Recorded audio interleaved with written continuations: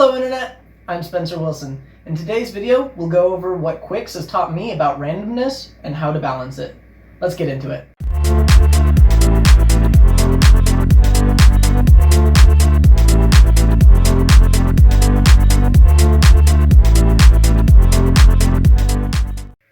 For those of you who don't know what Qwixx is, let me give you a quick rundown.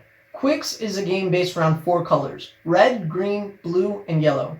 These colors each have rows of numbers associated with them in the numbers from 2 to 12. These represent what can be rolled using 2 dice. The goal of the game is to cross off as many of these numbers as possible before the game ends. The game ends when either one player takes all of the penalties they can, or 2 rows are eliminated from the game.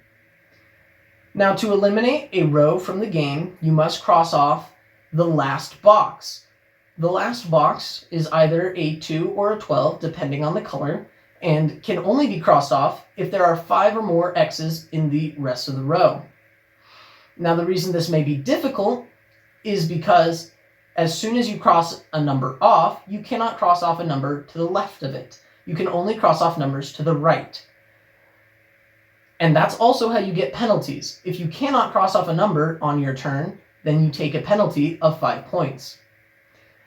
Now, how you roll the dice is you roll all of the dice, including the colored dice and the white dice, on your turn. And then all players have the opportunity to take the pair of the white dice and cross it off on any of the rows. So if 2 5s were rolled and the total is 10, then anyone could cross off a 10 in one of their rows if they're able to, including the active player. But the active player gets an advantage. They also get to cross off a pair using one of the colored dice plus a white die to make a number of their choice to cross off in that colored row. So if you use the red die and a white die to make the number 7, then you can cross off the red 7. Now, if the player can't take either what would be called the public dice from the white dice or a colored dice pair, then they take the penalty. Inactive players don't have to take the penalty if they don't choose to take the white pair. Now that we're all caught up on what Qwixx is and how it is played, let's get into discussing what it taught me about randomness and how to balance it. In Qwixx, the player that is active at the moment in rolling all of the dice has a far superior advantage to those that aren't rolling the dice. They get a large selection of numbers to choose from and are able to mark off 2 different boxes during their turn. This generally balances out, just like in most games, where the active player has the advantage, by just rotating the active player through all of the players and giving everyone a fair chance at it. But Qwixx does something unique. Because of the innate randomness in rolling dice, it falls on a bell curve and is higher probability to land in the center, so quickly players will not like the dice rolls that are being rolled and won't be able to take them as much. But what it does different is it allows all players to take something from the active player's turn and use it. So everyone's benefiting from whatever the active player is doing. This is interesting, and it's kind of a great way to balance randomness because it still gives the active player, the person who's actively pursuing the randomness, who is using the randomness to their advantage. Basically, they're the ones rolling the dice, they're the ones gambling. The other players might receive a minor reward from it, which is very interesting and a unique way to balance randomness. Because if I roll excellent and everyone else rolls poorly, everyone will think, wow, this is an unfair game. But because they get the advantage of also using my dice rolls and not having to take the penalty if my dice rolls are bad, then everyone is getting a lot more benefit out of someone else's turn, almost in their own turn, because they can't take a penalty, they can choose whether or not to use it, and it can go into any of their rows, but the active player still makes up for it with their being able to cross off 2 and also having the ability to roll the dice, basically be in control. Now, if we're talking about randomness in single-player games, it may be a little bit more difficult to see how this translates.